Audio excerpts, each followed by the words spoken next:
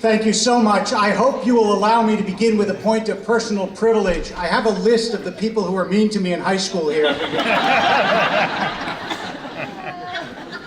And I would like to publicly rebuke them now that I have the microphone and they don't.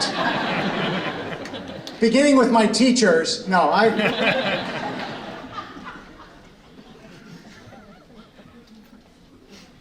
So a guy is circling the block looking for a parking space. And he needs it desperately because this job interview is the job interview, and if he doesn't find a parking space, he's not going to get the job, and his life will go down the drain. So he looks up at God, and he says, "Dear God, if you get me a space, I will start going to synagogue. I will start studying. I will keep kosher. I will keep Shabbat." And just as he says that, someone pulls out right in front of the building. And he says, "Never mind, I got it."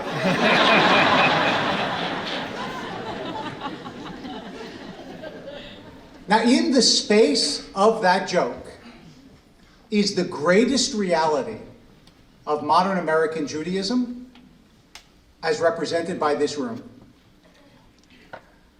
Some of you I know, many of you I don't know.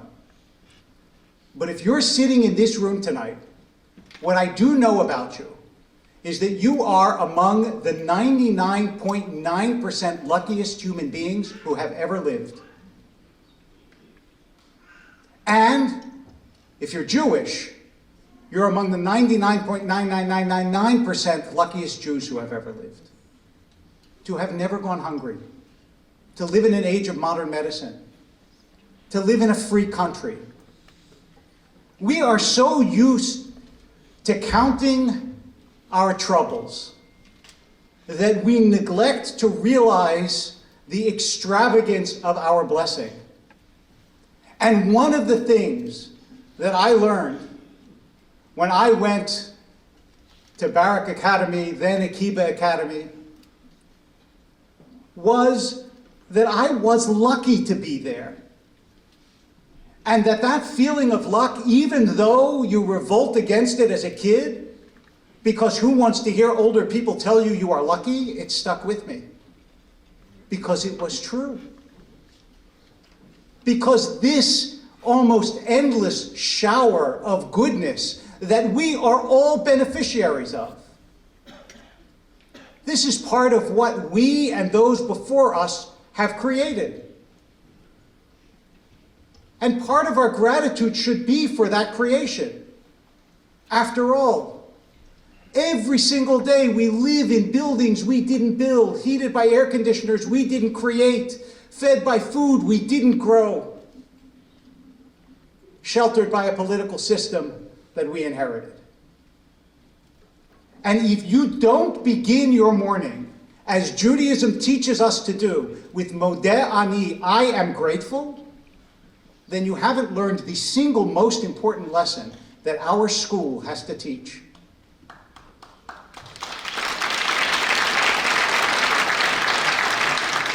I don't feel guilty for being lucky, and neither should you. But I do feel responsible. One of the wonderful things about a school that manages to be a pluralistic school for 70 years, where it doesn't have to say, this is my only community, but all the Jewish community is my community, is that the Philadelphia Jewish community has felt grateful enough to continue to support it and allow it to thrive. And that is, I have to tell you, an incredible achievement. Because it's very hard to be a non-parochial school. And that's what Akiba-Barrack is.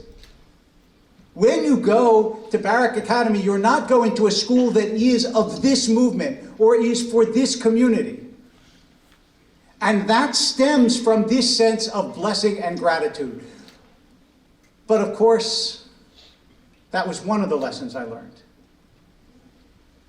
Another lesson I learned there was, again, in some ways counterintuitive to the Judaism that we too often learn in our schools. As you know, it's very easy to teach Judaism as a series of catastrophes. There's a story about the kid who comes home from Hebrew school and his brother was sick, and his brother said, I was sick today, I didn't go to Hebrew school. What country did we get kicked out of? Because that's what we used to teach. On Tuesday, they kicked us out of France, and on Thursday, Russia. But the truth is that we speak in our tradition of simcha shel mitzvah, the joy of a mitzvah. And our fundamental approach to the world is one of joy, not one of mourning. You're about to enter Pesach. Matchil b'gnut u'mesayem b'shevach. You begin in sadness, but you end in celebration. I'll give you an example, only because many of you were kind enough to ask about my mother. My mother many years ago had a stroke. It's very difficult for her to speak, sometimes almost impossible. But she still has this attitude, and I will illustrate it with this story. Several years ago, when she reached her 80th birthday, my brothers and I took her out to dinner. And at the end of the dinner, we all reached for our wallets and took out our credit cards. And my mother looked around at us and she went, "No." And we thought, oh my God, is it possible that she's going to pay for us to go to dinner? But you don't argue with your mother, especially when you know that saying no is not easy. So we all put away our wallets, and she waited for a second and looked at us again and said, "Dessert!"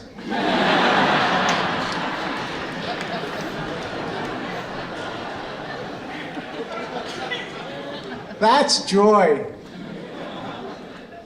That's the sense that we really should have, that after all, we are so incredibly fortunate to live in this world. And just as the rabbis say that if you eat something and you don't make a blessing, you're a thief, because all God wants as payment for that food is the blessing, they also teach in the Talmud, in the Yerushalmi, that everything you see in this world that is beautiful and wonderful and you don't take advantage of, it's a crime. And we should celebrate together and be joyous together. Yes, every life has difficulties and trials and pains. We all know that. We've all had tragedy that either has visited us or sadly will. But I walked in this evening and saw this beautiful hall and saw, like at every Jewish event, a ridiculous abundance of food that could feed a small village. And I saw people who haven't seen each other for a long time. And I thought how lucky we are. And how I learned those lessons early, and I learned them, I want to say here, not so much at the Kimmel Center, but here. And that those lessons are enduring, and they follow you throughout your life. Girsa Diyankuta, the Talmud calls it, the version of your youth, when it's implanted young, that you are lucky, you are blessed. You shouldn't feel guilty for feeling joyous. That's what you're supposed to do in this world. It stays with you, and that's good. But of course, we aren't only grateful and joyous. The other thing that Barak taught me when I was young was that we're not all. And what I mean by that is, whatever you think theologically, whatever God is or isn't to you, there was a sense that we're part of an enterprise that is something greater than ourselves. That to believe you're all that matters in this world is profoundly un-Jewish.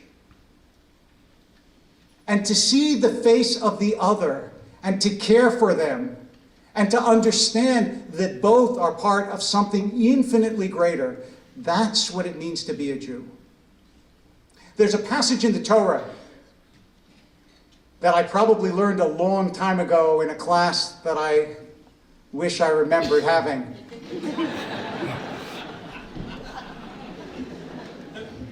Where God is visiting Abraham, and Abraham turns away from God to greet the three strangers that are coming to his tent. And so the Talmud, noticing this, says it teaches you that it's more important to greet the stranger than Kabbalat Pnei HaShekhinah, than even to greet God's presence. It's a beautiful lesson. But along in the 19th century came the Gala Rebbe, and he said, I understand that we know that it's more important to greet the stranger than greet God's presence because Abraham did it. But how did Abraham know? How did Abraham have the chutzpah? How did he have the gumption, the arrogance, the gall to turn away from God and say hello to people that were wandering close to his tent? And this was his answer. He didn't do it in spite of being in God's presence. He did it because he was in God's presence. Because to feel you're in God's presence is to want to do a mitzvah, is to want to reach out to another human being. And one of the things that you do when you send your children to a Jewish school is you teach them that they're not all that matters. They matter infinitely, but they're not all that matters. And that to reach out, to create a community, to give to those who are hungry and tired and poor, and scared and alone and bereaved and bereft, that's what it is to be Jewish. You don't learn that in most places that are only concerned that you should have the technical skills and the educational skills to be a success. Do we want our kids to be successes? Of course we do. But we want wealth with responsibility. We want success with compassion. We want neshama. We want people who are successful and soulful. And that's what our school teaches.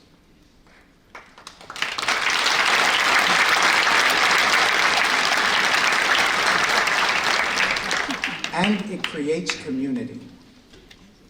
You can tell it creates community because when you come back to a place like this, it's not like, oh my God, look at this, this was my high school.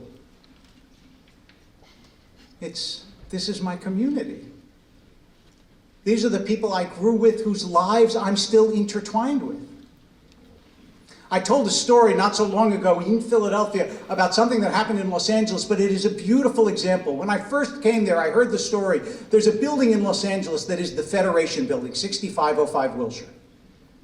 And when I first came there, I heard the story that a couple of years before, so now almost 25 years ago, in the middle of the night, a call came in to the Federation Building. And it was a little girl with an accent, and she said, my dad has fallen and he can't get up. So the operator who handles the switchboard in the middle of the night, she read the emergency instructions. It said if an emergency comes in, call 911 and then call the Federation president.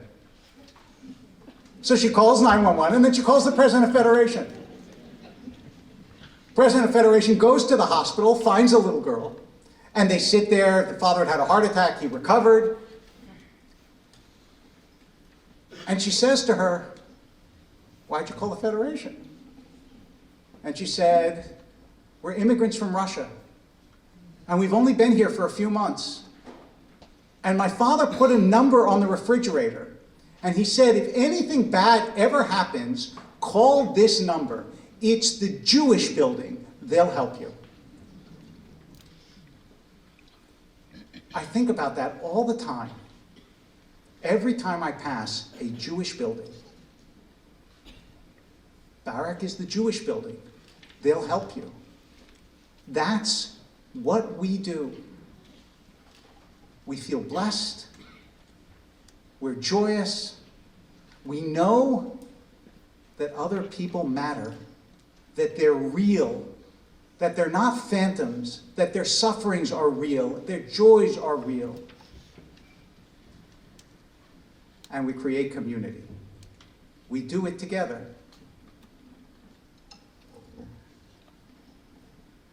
You know, when I was asked to come here, one of the things that inevitably happens every time someone says, since you're the class of such and such, you think that was a long time ago.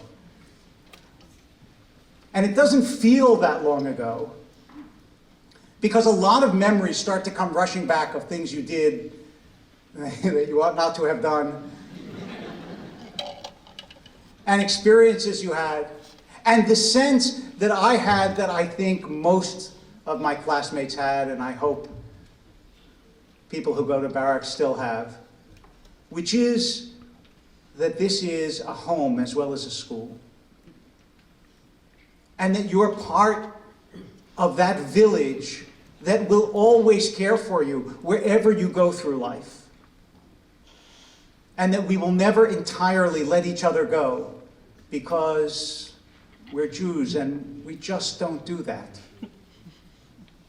And that we have a community here and in Eretz Yisrael, and in fact throughout the world, and like many of you, I have traveled through the world, and everywhere you go,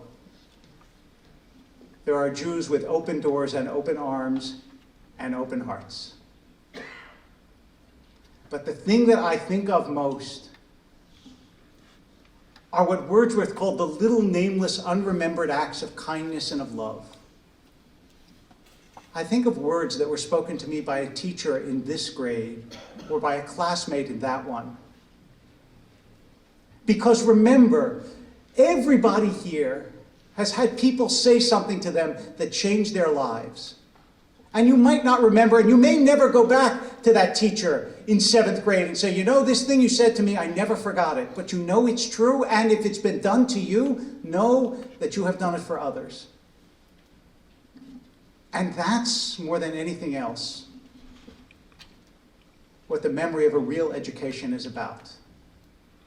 It's about those few words that I remember Mrs. Howarth saying to me in Hebrew class when I was failing. They were kind words, but she still failed me. It's about the encouragement of the coach as you're slipping down the rope. It's about the kindness of your friends when they know you have trouble. It's about community. If you want to know what the Jewish people are in their soul, in their core, I take you back to the oldest bit of Torah that exists in the world. I don't know if you're aware of this, although if you've ever gone to the Israel Museum, you can actually see it. About 30 years ago, Israeli archaeologists began to excavate in the valley right outside the walls of Jerusalem called Gehinnom, Gehenna, which, as you may know, is the Jewish word for hell. And that's where, in ancient times, pagans would sacrifice children, and that's why Jews called it Gehenna. And there were these Israeli archaeologists excavating in Gehenna. And they came upon the oldest bit of Torah that we have intact in the world. 2 rolled up silver amulets. And they spent years unrolling them with all sorts of chemical appliances without doing any damage so that they could still read them. And when they unrolled them, this is what they said. Yivarechecha Adonai v'yishmerecha.